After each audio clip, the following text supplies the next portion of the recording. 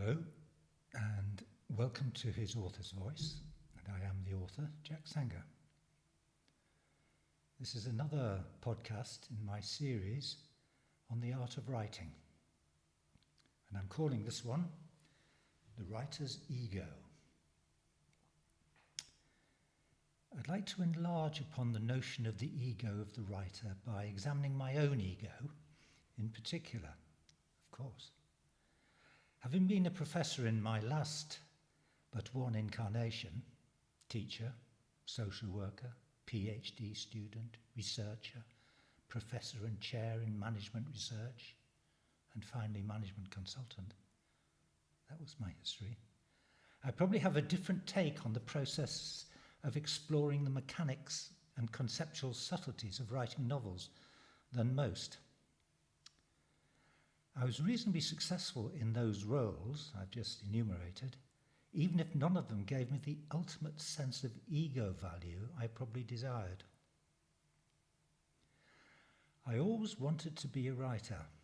Indeed, this ambition saw me as a bit of a marginal academic, in the sense that I never really played the academic game, building networks, kowtowing to the bureaucrats, chasing journals. I did publish a great deal, but was more concerned with readability than aridity. What I'm sure I was good at was generating research reports that had impact upon organisations and individuals, and also supervising students to complete better than average PhDs. The quality of my writing was not the real issue.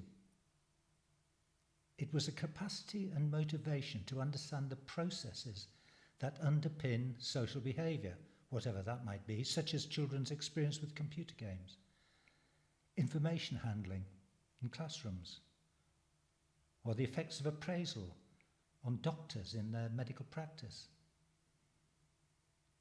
I developed a style of critical discourse involving all those with whom I worked, which meant that openness, frankness and fairness dictated how we approached everything we did. There was no room here for lily-livered sensitivities about personal expression. Everything could be contested, for how else could anything be improved? So when it came to writing up PhDs and research reports and the occasional book, there was much dissection and self-analysis. Nowadays, at an age when it is unusual to think in terms of having a new career, in my case, fiction, I'm honour bound to continue in this critical vein that I established so long before. I've written what I consider to be a satisfying contribution to literature, a legacy, called Azimuth, and also some titles which are perhaps less profound, more ephemeral, but within their genres, having elements that make them worthy of a reader's attention. All of them can be found upon my site, www.jacksanger.com. So these podcasts are part of an introspective discourse on the processes of writing. I write, therefore I am. And because I am who I am, I want to understand how it makes me. What is this mysterious process, this alchemy, which has me pouring myself onto the page? There's a very nice Buddhist story, Zen, probably in Zen Flesh, Zen Bones by Paul Reps, concerning a caterpillar or millipede being asked by a passing insect how it manages all its legs so wonderfully well. The multi-legged wonder considers this question deeply for a moment or two and then falls into a ditch. Many people believe that by being self-analytical, we destroy the subtle processes which make our work what it is. I supervised a sculptor who felt that way. He made great steel installations for public spaces. He also wanted to do an MPhil so that he could teach in an art school. By introducing stop frame photography and writing about what each frame represented in the process of his creation, he changed his fundamental relationship with his work. What had been an opaque and magical process was now articulated in his mind. It lifted his work to a new level.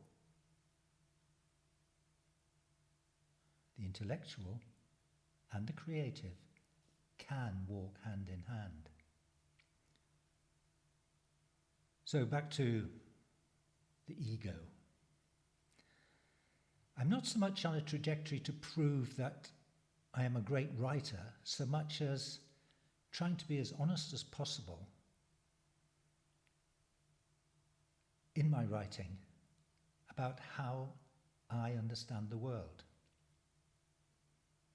And here in this podcast, as honest as possible about what, for me, writing fiction involves. I spent a weekend with a writer, internationally well known and a long-time close friend. We discussed my novella Through a Mirror Clear, a Gothic love story, at some length. He'd read it twice and made notes on it. It was the kind of experience most writers crave, if they're not too thin-skinned, where virtually every sentence is turned over for sense and value. At the basic level, he found ambiguities where I had not meant them, despite my attempts to produce sharp, clean prose. Yet it was in a subtler area of debate that I really benefited. One of these pervasive threads in the novella involves the central character being a writer. It is he who undergoes Gothic experiences. My friend, who eschews publicity at all costs, unlike me, felt that to have a writer as the main protagonist made me vulnerable to a particular kind of hazard. Since the hero of Through a Mirror Clear is a very successful author, this possible pitfall is cranked up or dug deeper. Not only is he internationally famous within the horror genre, but his reading matter appears to be from the top drawer, classical literature.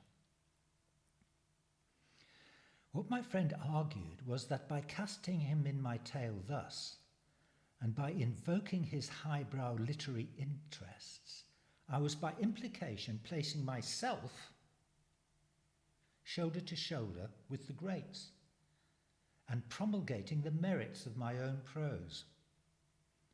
How could I presume to invent such an individual and his world without antagonizing the reader, or at least inciting him or her to be far more critical of my work than they would normally be? So does it take a great writer to create the life world of another writer and provide the reader with a profile of the inside of such a person's mind? I never thought so before, because on this basis, a novel which includes God as a character would be a step too far, even for Tolstoy. To be even implicitly self-aggrandizing was not my intent. I wanted to develop a drama in which the writer's success in his genre might provide ironies and resonances when he became faced with strange and unsettling challenges to his reason, as horrifying as any in his own work. What I would say is that it tests nerve and skill to include quotes from your author character in the published text. I had to do some of this in Azimuth and found myself later scratching a lot of it out. But, as I've stated many times elsewhere, what the writer thinks she gives and what the reader receives can be two very different things. I suppose we hope that if most of the people, most of the time, are mostly unperturbed by what we do, then we've done okay.